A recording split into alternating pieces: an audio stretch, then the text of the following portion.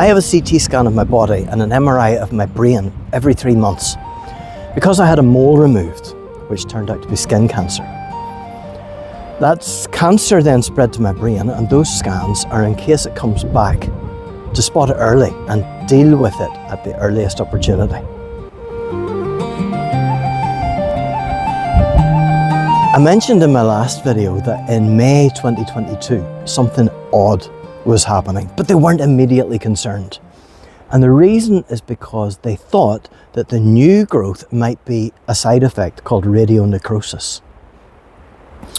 Radionecrosis is a reaction to radiotherapy, and it causes the death of healthy cells and then gets inflamed around the treatment site.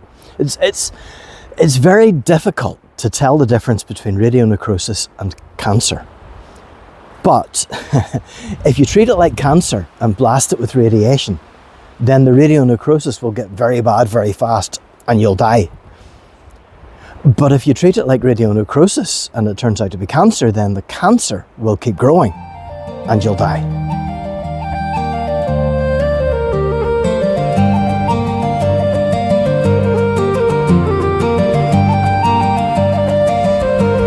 Well, 3 months later, the scans of my chest and abdomen, they were great.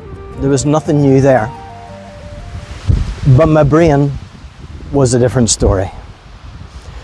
One of the growths in particular was growing, and growing quite rapidly.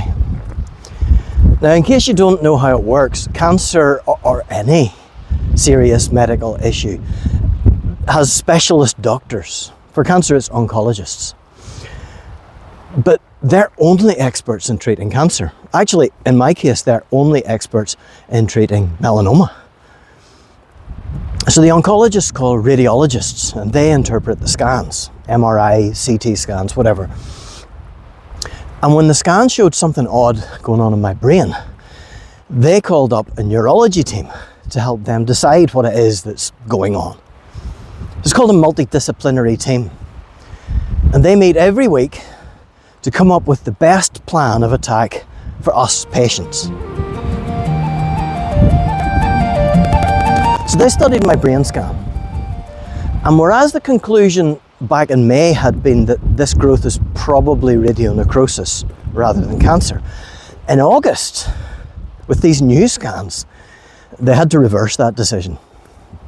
The increased growth, it's almost certainly cancer returning, pardon me. So they decided that I needed to restart cancer treatment immediately. And of course that meant I had to stop driving. Because there's still a possibility that it might be radionecrosis, they were going to need to use another approach. Encorafenib, Binimetinib, or enco-bini. Pretty sure that's how you pronounce it. Something like that. Anyway, this is the best and latest cancer treatment available, but it is hard on your body. It's another pair of drugs that work together to destroy cancer cells. Now, if the side effects are too severe, or when this treatment eventually stops working, there are no more options.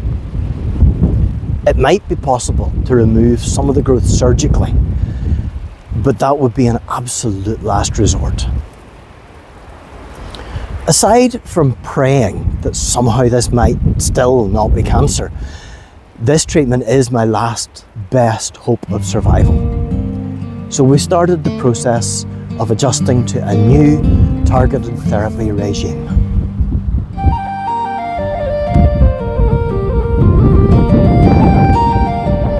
Drugs are complicated and they can have serious side effects. Before starting treatment, there are blood tests, heart scans, and there are a whole list of potential problems that we need to be aware of and watch out for. So they give me an emergency helpline that patients can call if we encounter any issues. One of the known side effects of these drugs is called ocular toxicity, poison to your eyes. So it shows up as eye problems like floaters in your eyes. So my treatment started on the 9th of August, and the morning after my very first dose, when I woke up, I couldn't see. It was as if I had been staring at a bright light and the entire centre of my vision was just a grey blur. So I called the helpline and they sent me to eye casualty at the Royal Victoria Hospital's emergency department. Claire drove me, I didn't drive myself.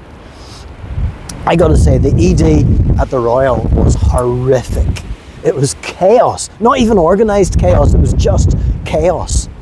It didn't help that there was another patient somewhere in there called John McLean, so I got lost somewhere in the system. And after 10 hours, they told me to go home and they would send me to eye casualty the next day. But as the day went on, my eyesight gradually recovered. And by the time the ophthalmologists saw me, there were 3 of them, everything appeared to be normal or getting back to normal. Nobody ever really found out what exactly went wrong. But after that delay, we restarted my drugs at a reduced dose, and I had no further problems with my eyes.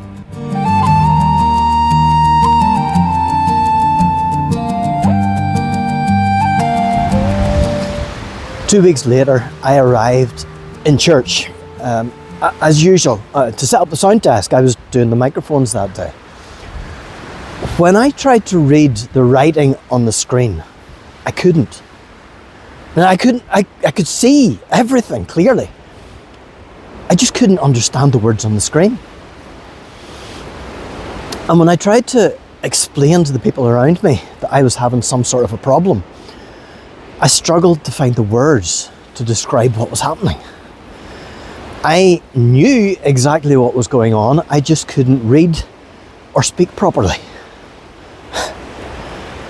Thankfully, there are several medical professionals in our church congregation, and despite my issues, I was able to find a dentist.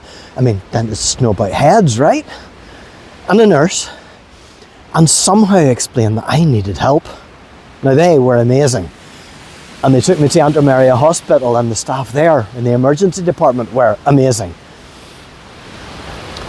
And again, the side effects eased as the day progressed. But of course, my treatment had to be paused again.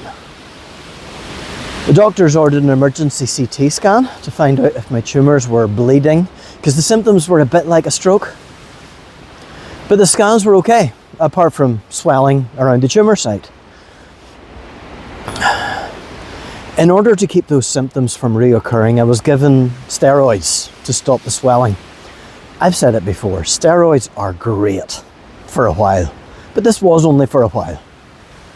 And because of the steroids, my headaches stopped and I had more energy for the next few months.